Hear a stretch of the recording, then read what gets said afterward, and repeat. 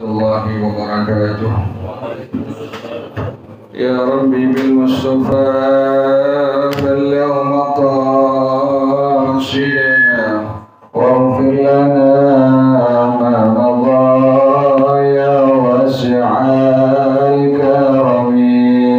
يا ربي بالمصطفى بلغ مقاصدنا واغفر لنا ما مضى يا واسع الكرم. لم يحترم قلب الله مطلقا أبدا وما تثاءب أصلا في مدى الزمن. يا ربي بالمصطفى بلغ مقاصدنا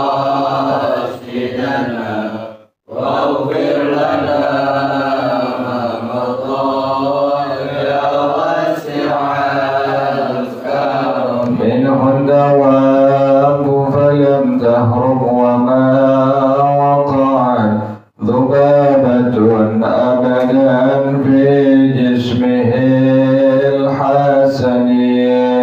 يا ربي بالمصطفى بلغ مقاصدنا واغفر لنا ما مضى يا واسع الكرم. بخلفه كأمام رؤية ثبتت ولا يرى آثار بول منه في عالمه. يا ربي بالمصطفى بلغ مقاصدنا واغفر لنا ما مضى يا واسع الكرم. وقلبه لم ينم والعين قد انعست ولا يرى ظله في الشمس ذو فاطن. يا ربي بالمصطفى بلغ مقاصدنا واغفر لنا ما مضى يا واسع الكرم. كتفاه قد علتا قوما إذا جلسوا عند الولادة السفيان بمختتن. يا ربي بالمصطفى بلغ مقاصدنا واغفر لنا ما مضى يا واسع الكرم. هذه الخصائص فاقبلها تكن آمنا من شر نار وسراق ومن محن. يا ربي بالمصطفى بلغ مقاصدنا واغفر لنا ما مضى يا واسع الكرم. مولاي صل وسلم دائما أبدا على حبيبك خير الخلق كلهم. يا ربي بالمصطفى بلغ مقاصدنا واغفر لنا ما مضى يا واسع الكرم. اللهم صل وسلم وبارك عليه وعلى آله. الفضل رسول الله صلى الله عليه عليه وسلم، ثم إلى أرواح آبائه وإخوانه الأنبياء والمرسلين والصحابة أجمعين والتابعين لهم بإحسان إلى يوم الدين، ثم إلى أرواح آبائنا وأمهاتنا وأجدادنا وجداتنا ومشايخنا ومعلمينا في الدين، ولجميع المسلمين والمسلمات والمؤمنين والمؤمنات، صلى شيخنا ورب أرواحنا الحبيب علي بن الحبيب عبد الرحمن الزكاة، وإلى شيخنا ورب أرواحنا كحديد يعودين من كهل الخير، الشيخ مؤلف هذا الكتاب الشيخ أحمد شهاب الدين بن سلام القيوبي وأصولهم وفروعهم وذوي الحقوق عليهم أجمعين، أن الله يتغشاهم بالرحمة والمغفرة، أن الله يغفر لهم ويرحمهم ويعلي درجاتهم في الجنة، ويعيد علينا من بركاتهم وأسرارهم وأنوارهم وعلومهم ونفحاتهم وكراماتهم وإمدادهم في الدين والدنيا والآخرة. الفاتحة على هذه النية وعلى كل نية صالحة جالبة لكل خير دافعة لكل شر، وإلى حضرة النبي محمد صلى الله عليه وآله وصحبه وسلم. الفاتحة. أعوذ بالله من الشيطان الرجيم. بسم الله الرحمن الرحيم. الحمد لله رب العالمين الرحمن الرحيم مالك يوم الدين، إياك نعبد وإياك نستعين، اهدنا الصراط المستقيم، صراط الذين أنعمت عليهم غير المغضوب عليهم ولا الضالين. آمين. اللهم صل وسلم على سيدنا محمد الفاتح لما أغلق الخاتم لما سبق الناصر الحق بالحق والهادي إلى صراطك المستقيم، وعلى آله وصحبه حق قدره ومقداره العظيم. اللهم أخرجنا من ظلمات الوهم وأكرمنا بنور الفهم، وافتح علينا بمعرفة العلم، وحسن أخلاقنا بالحلم، وسهل لنا أبواب فضلك، وانشر علينا من خزائن رحمتك يا أرحم الراحمين. بسم الله الرحمن الرحيم.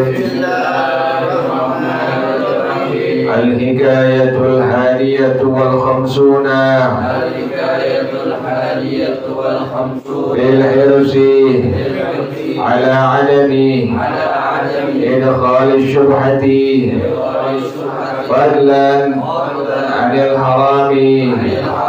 حكي عن إبراهيم ابن أدهم رضي الله عنه أنه كان بمكة فاشترى من رجل تمرا، فإذا هو بتمرتين وقعتا على الأرض بين رجليه، وظن أنهما مما اشتراه، فرفعهما وأكلهما، وخرج إلى بيت المقدس، ودخل إلى قبة الصخرة وخلا فيها، وكان الرسم فيها أن يخرج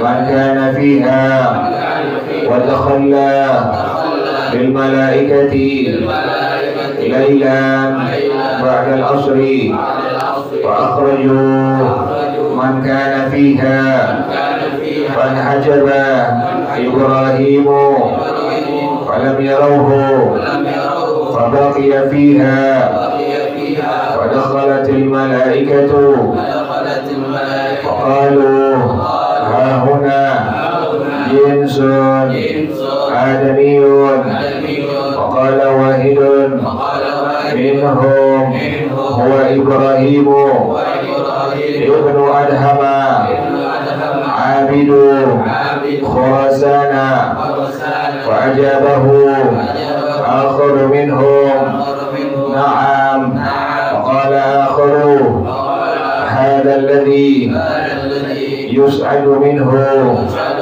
كل يوم عمل إلى السماء متقبل قال نعم غير أن طاعته موقوفة منذ سنة ولم تستجب دعوته تلك المدة لمكان التمرتين ثم اشتغلت الملائكة بالعبادة حتى طلع الفجر فرجع الخادم وفتح باب القبة فخرج إبراهيم وذهب إلى مكة وجاء إلى باب الحانوت فرأى فتى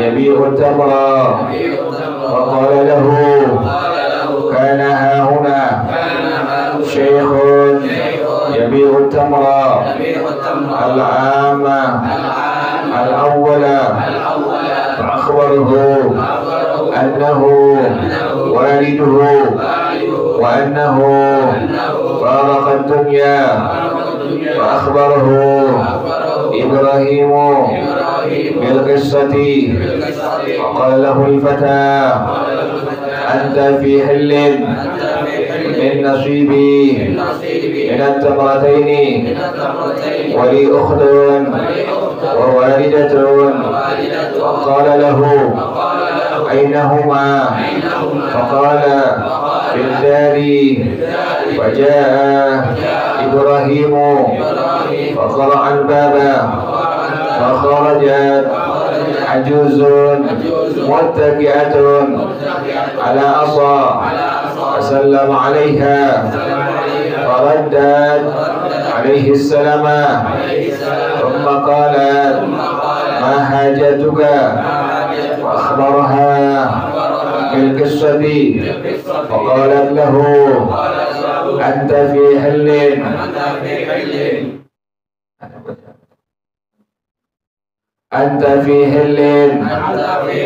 من نصيبي ثم فعل مع بنتها كذلك ثم توجه إبراهيم إلى بيت المقدس ودخل القبة فدخلت الملائكة يقول بعضهم لبعض هذا إبراهيم ابن أدهم كانت أعماله موقوفة ودعوته غير مقبولة منذ سنة ولما عمل ما عليه من شأن التمرتين قبلت أعماله وأجيبت دعوته وعاده الله إلى درجته فبكى إبراهيم فرحا وصار لا يفطر إلا في كل 7 أيام بطعام حلال حلال والله أعلم بالصواب. بسم الله الرحمن الرحيم. الحمد لله رب العالمين والصلاة والسلام على أشرف الأنبياء والمرسلين وعلى آله وصحبه أجمعين. قال الشيخ الإمام والمؤلف رحمه الله وعلى من نفع به بركات علومه وبكم في الدارين آمين. قال رضي الله تعالى عنكم. بسم الله الرحمن الرحيم. Al-Hikayatul Hadiyatu wal Khamsuna, hikayat yang ke-51. Birhirsi ala adami idkhal syubhati, maksimal diri dalam tidak mau memasukkan sesuatu yang syubhat ke dalam dirinya, dalam tubuhnya. Fadlan anil harami, apalagi yang haram. Hukiya dikayatkan an Ibrahim bin Adham radhiyallahu taala anhu, dikayatkan dari Sayyidina Imam Ibrahim bin Adham radhiyallahu taala anhu, annahu kana bi Makkah, beliau pernah ada di kota Makkah al-Mukarramah. Ashtara min rajulin tamran, maka beliau membeli dari seseorang, membeli korma, beli korma. Fa'idha huwa bitamrataini waqa'ata 'ala al-ardi baina rijlaihi, tiba-tiba ada dua butir korma jatuh di atas tanah di antara dua kakinya. Pas beli korma, dia ngelihat ada apa itu? Ada korma, ada dua butir jatuh di atas tanah di antara dua kakinya. Fazanna annahuma mimma ishtarahu, dan Ibrahim bin Adham radhiyallahu taala anhu, dia mengira dua korma tadi itu adalah termasuk dari korma yang tadi dia beli. Farafa'ahuma wa akalahuma, diangkat tuh, diangkat kemudian dimakan, karena dia kira itu adalah tadi termasuk bagian korma yang dia beli tadi itu. Setelah itu wa kharaja ila Baitul Maqdis, kemudian dia langsung pergi menuju ke Baitul Maqdis. Boleh baca Baitul Maqdis, boleh baca Baitul Muqaddas. Jadi nanti boleh baca ini kalimat Baitul Maqdis atau boleh dibaca Baitul Muqaddas. Jadi beliau langsung pergi menuju Baitul Maqdis atau Baitul Muqaddas. Wa dakhala ila qubbatis sakhrati, dan beliau masuk ke kubbah yang di dalamnya ada batu besar. Ini batu ikut Nabi, pengen ikut Nabi waktu Nabi Mi'raj, tapi Allah makasih, makanya ini batu gelantungan. Cuma orang-orang Israel ngasih sanggahan tuh, sanggahan biar orang-orang pada nggak ngeh. Sebenarnya ini batu gelantungan, jadi nggak disanggah, nggak ditopang dengan besi atau dengan sesuatu, nggak. Memang ini batu adalah batu yang disebut dengan sakhra, batu yang besar yang pengen ikut mi'rajnya Rasulullah Shallallahu Alaihi Wasallam. Orang Israel sekarang itu kasih topangan tuh, kasih topangan, kasih sesuatu biar orang kira itu bukan ngambang, tapi ada apanya? Ada yang sesuatu yang menopangnya, padahal tidak. Padahal sakhra adalah batu besar yang memang dia ingin ikut kepada Rasulullah Shallallahu Alaihi Wasallam pada waktu Rasulullah Mi'raj. Allah tak kasih, maka dia ngambang, itu sakhra disebutnya. Nah ini Sayyidina Imam Ibrahim bin Adham radhiyallahu taala anhu, beliau masuk ke kubbah. Kubbah itu kayak kita tuh, kayak masjid pun ada kubbah tuh. Nah, dalamnya itu ada sakhra, ada batu besar. Wa khala fiha, kemudian dia beribadah di dalamnya. Ada khalwat, ada yang disebut hukumnya haram. Khalwat ada yang hukumnya adalah sunnah, bahkan dianjurkan. Khalwat yang hukumnya haram, laki perempuan berdua-duaan pada sebuah tempat, tidak ada orang ketiga, maka inilah yang disebut dengan khalwat. Tuh demikian ya. Makanya bercampur laki perempuan dalam sebuah majlis hukumnya apa? Hukumnya haram, tidak diperbolehkan. Mesti ada sekat tuh, mesti ada apa itu? Sekat, ada pembatasnya. Nah, ini terkait pada masalah apa? Pada masalah akdun nikah, akad nikah. Kita kan kalau nikah kan laki perempuan nggak diapain? Nggak digabung kan? Diapain? Dipisah laki perempuan, dipisah. Yang perempuan jauh dari laki-laki. Sama ini yang sering kejadian nih. Calon besan perempuan kadang-kadang sengket. Ikut-ikutan apa tuh? Nimbrung di tempat majlis akad nikah. Padahal tidak diperbolehkan. Jadi kalau pengen ikut, bilangin, ibu maaf, ini tempatnya hanya untuk bapak-bapak saja atau untuk laki-laki saja. Itu mesti tegas tuh.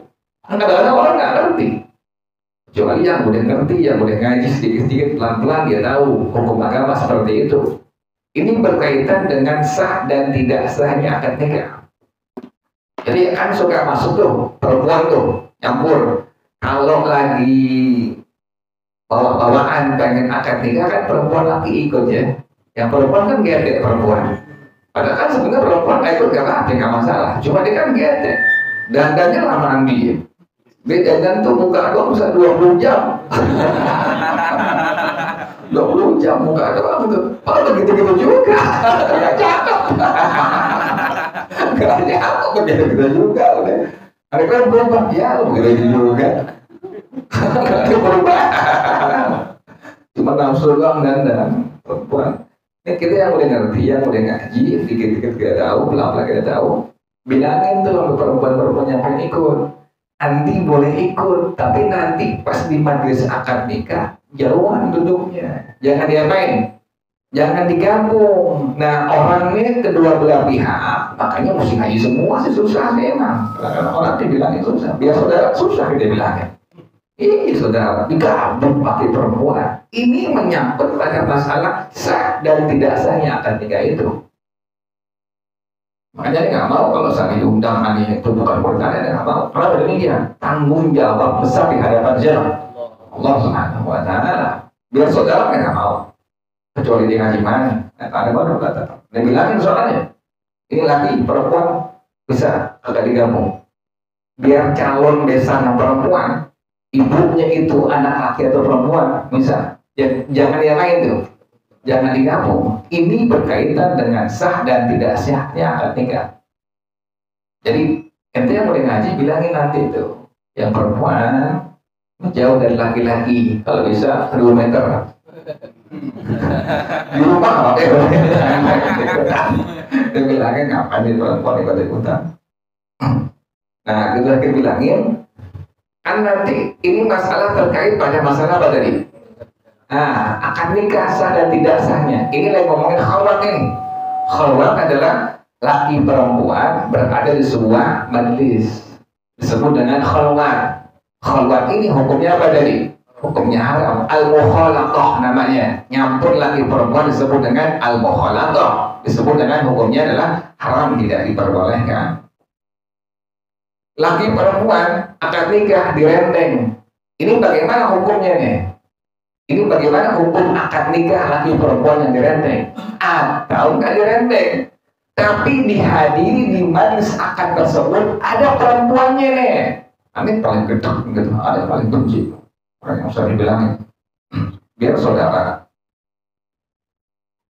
kita bilangin, ini laki perempuan yang digabung. Ini perempuan biar ibunya itu laki, biar ibunya itu anak perempuan, jangan digabung. Ente jauhan, jangan apa? Satu tempat, gabung laki perempuan satu tempat.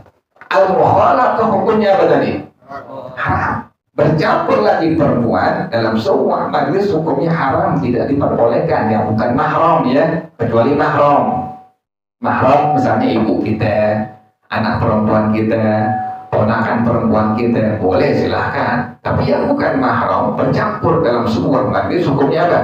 Haram, tidak diperbolehkan. Nah, laki perempuan calon mempelai perempuan, calon mempelai pria. Pada waktu sebelum akad nikah gabung sebuah majlis. Itu kan nyampur tuh. Tambahan lagi calon besan perempuan yang getek itu. Ini paling kedap dia nih. Yang getek itu. Yang getek, tahu getek kan? Gatal getek tuh. Kamu kemana ya mau ikut? Ngintilin laki mana aja ikut. Tuh getek namanya tuh perempuan kayak begitu. Ini calon besan perempuannya diikut tuh. Gabung. Calon besan perempuan. Emaknya tuh anak laki, Ikut-ikutan nih belum di majelis akad. Kadang-kadang nih tantenya, nenek yang udah tua lagi. Neneknya udah tua, kita yang cacing gak enak. Gak pemandangan ikut-ikutan. Ikut semua tuh. Tantenya, neneknya, tetangganya tuh. Dandannya menor-menor. Kita lihatin ya Allah, na'udzubillah. Nih perempuan gabung semua. Di akad apa tuh? Di majelis akad nikah. Satu orang perempuan dengan satu orang laki-laki bergabung saja di majelis akad nikah, ini ada kaitan dengan hukum sah dan tidak sahnya akad nikah. Gimana ceritanya? Nah begini, dalam madhab kita, dalam madhab Al-Imam Syafi'i radhiyallahu ta'ala anhu, saksi itu mutlak tidak boleh apa? Tidak boleh fasik. Nah ingat nih, saksi secara mutlak dalam madhab kita, dalam madhab Al-Imam Syafi'i radhiyallahu ta'ala rahimah, mutlak tidak boleh apa? Tidak boleh fasik. Apa arti fasik? Al-kharij an ta'atillah, keluar dari taat kepada Allah. Pakai celana pendek, saksi nggak sah. Pakai cincin emas, saksi nggak apa? Nggak sah. Pakai kalung, saksi nggak sah. Laki-laki nih, pakai gelang, nggak sah. Pakai apa lagi? Tindak sini, ada yang di kuping, ada yang di macam-macam tindak. Miskin aja loh. Tindak semua. Itu gimana hukumnya? Saksi yang fasik hukumnya apa? Tidak sah pernikahan. Tidak sah. Nah sekarang ada lagi perempuan gabung dalam sebuah majelis akad nikah. Digabung. Tadi berkumpulnya laki perempuan dalam sebuah majlis adalah disebut dengan khulwat, atau lebih besarnya al-mukhalatah, bercampur laki perempuan yang bukan mahramnya. Ada calon besan perempuan, ada tantenya, tetangganya perempuan, gabung di sebuah majlis akad nikah. Saksi diam, saksi tidak ingkar terhadap kemungkaran tadi. Saksi diam, saksi nggak bicara, emang saksi nggak ngerti dia kata-kata aja saksi itu, mana ngerti saksinya. Makanya antum kalau pengen akad nikah, upayakan maksimal mungkin. Emang yang tengah ngaji sih susah, dari mana-mana. Ngaji ngambil guru silat lagi.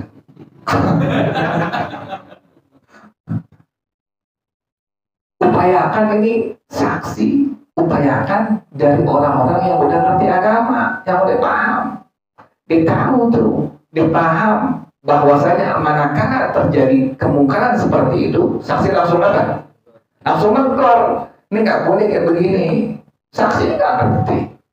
Bercampur lagi perempuan dalam sebuah majlis, tadi namanya khulwat atau mukhalatah. Kalau besar lagi itu, maka hukumnya adalah haram.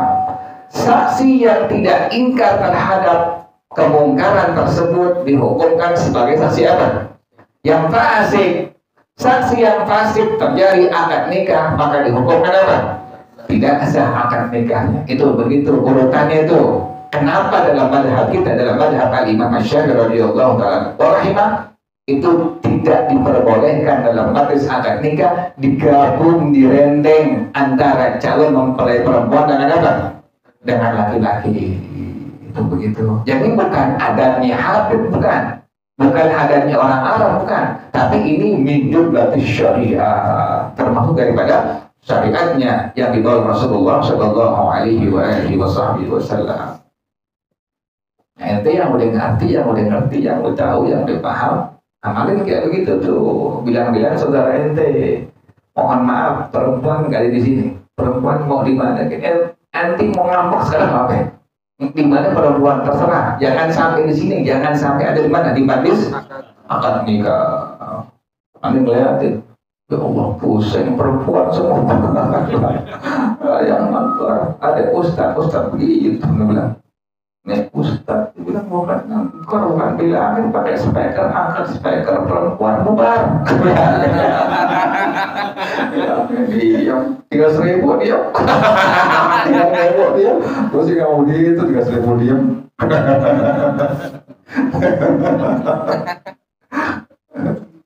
3.000 di mestinya. Tanggung jawab di hadapan siapa tadi? Allah Subhanahu wa ta'ala. Nafsalkan doang deh. Jelas ya? Nah itu hafalin kayak begitu tuh. Nanti terjadi akad nikah di saudara ente, tetangga ente, kenalan baik ente, bilang-bilangin kayak begitu. Ini yang nggak ngerti kadang-kadang suka, oh nggak begitu, nggak bisa. Kami biasanya digabung laki perempuan. Ya kan dong, nggak tahu, nggak kasih tahu. Dalam madhab kita begini, dalam hukum syariat seperti ini. Ini madhab daripada madhab Imam Syafi'i, termasuk min jumlatus syariah. Kalau ente ingkar, kami mundur, kayak begitu. Penghulu yang nanti juga bisa begitu ya ngomong. Kadang-kadang penghulunya pengen begitu, tapi pihak yang dari waktu lainnya nggak begitu. Digabung akhirnya lagi perempuan. Jelas ya, kayak begitu ya. Jangan sampai nanti pernikahan terulang kembali adanya bercampurnya lagi perempuan dalam sebuah majelis akad pernikahan. Jadi kalau pengen datang juga biasa perempuan boleh nggak? Boleh, silakan. Rombongannya boleh nggak datang? Boleh. Tapi siapin bangkunya tuh. Yang punya hajat siapin apa? Bangkunya. Persilahkan perempuan terpisah duduknya daripada apa? Dari laki-laki dari majelis akad nikah tersebut. Silakan ibu di sana bu. Ini tempat ibu-ibu semua silakan. Di sini laki-laki semua. Jangan diapain? Bisa nggak gitu? Susah. Kalau emang ente pada nggak mau upayakan, susah akhirnya. Ikut adat ya udah susah akhirnya. Yang kedua, di masjid di mushola ngambil sunnahnya. Ini lebih goblok lagi nih orangnya. Pengen akad nikah di masjid di mana? Di mushola. Pengen dapat sunnahnya. Tapi dia nggak tahu, nggak perhatiin. Perempuan sahabat bulan tuh ada datang bulannya. Kan begitu? Kan nggak mungkin ente punya hajat di masjid di mushola digabung. Udah digabung lagi perempuan, nggak mungkin ente satu kan? Bisa nggak? Bu maaf, kan ya bu, oh enggak tuh.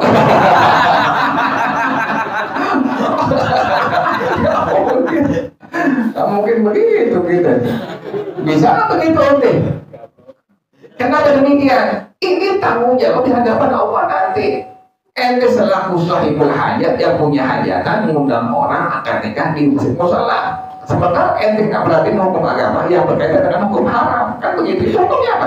Haram. Perempuan yang lagi haid, yang lagi nifas masuk dalam masjid mushola hukumnya apa? Haram, tidak diperbolehkan.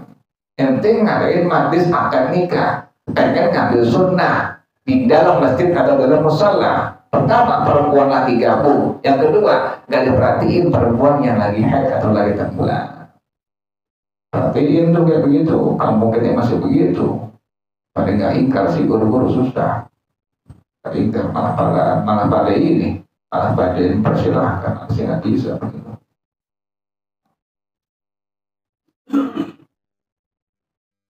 Jelas ya? Jadi TKM juga mesti bilangin, nanti kalau seandainya pengen ngadain juga akad nikah, upayakan perempuan di mana? Dipisah pertama, atau silakan masuk tapi bilangin dulu lewat speaker, pengeras suara, ibu-ibu, anak perawan yang lagi datang bulan, silakan jangan masuk ke dalam apa? Masjid mushola. Lepas tanggung jawab TKM di hadapan Allah Subhanahu Wa Taala, gugur kewajibannya. Mereka begitu nggak? Dibilangkan nggak Amerika ya? Kagak, masuk aja. Kayak nggak dapat duit lagi. Berduit, duit kagak. Jelas ya? Itu yang disebut dengan hukum tadi apa? Khalwat. Jadi hukum khalwat dua. Tadi yang pertama hukumnya adalah haram, tidak diperbolehkan bercampur laki perempuan dalam sebuah majelis. Sementara khalwat yang kedua dianjurkan untuk ibadah kepada Allah sendirian. Sebuah ruangan, sebuah kamar. Kita punya kamar, punya ruangan khusus buat khalwat, khusus buat ibadah. Maka ini kamar disebut dengan kamar khalwat. Hukum disebut dengan khalwat. Khalwat yang seperti ini dianjurkan, diperbolehkan. Sudah, panjangan Allahu a'lam. Bissawab. Al-Fatihah. A'udzu billahi minasyaitonir rajim. Bismillahirrahmanirrahim. Alhamdulillahi rabbil alamin ar-rahmanir rahim maliki yaumiddin iyyaka na'budu wa iyyaka nasta'in ihdinas siratal mustaqim siratal ladzina an'amta 'alaihim ghairil maghdubi 'alaihim waladdallin amin. Bismillahirrahmanirrahim. Alhamdulillahi rabbil alamin حمدا يوافي نعمه ويكافئ مزيدا. يا ربنا لك الحمد كما ينبغي لجلال وجهك ولعظيم سلطانك. سبحانك لا نحصي ثناء عليك أنت كما أثنيت على نفسك. ولك الحمد حتى ترضى، ولك الحمد إذا رضيت، ولك الحمد بعد الرضا. اللهم صل وسلم على سيدنا محمد وعلى آل سيدنا محمد. يا حي يا قيوم يا بديع السماوات والأرض، اللهم كما بلغتنا رجب فبلغنا شعبان ورمضان. اللهم كما بلغتنا رجب فبلغنا شعبان ورمضان. اللهم كما بلغتنا رجب فبلغنا شعبان ورمضان. ربنا تقبل منا إنك أنت السميع العليم، وتب علينا إنك أنت التواب الرحيم. ربنا آتنا في الدنيا حسنة وفي الآخرة حسنة وقنا عذاب النار يا ذا الجلال والإكرام يا أرحم الراحمين. رب اغفر لي ولوالدي وارحمهما كما ربياني صغيرا. رب اغفر لي ولوالدي وارحمهما كما ربياني صغيرا.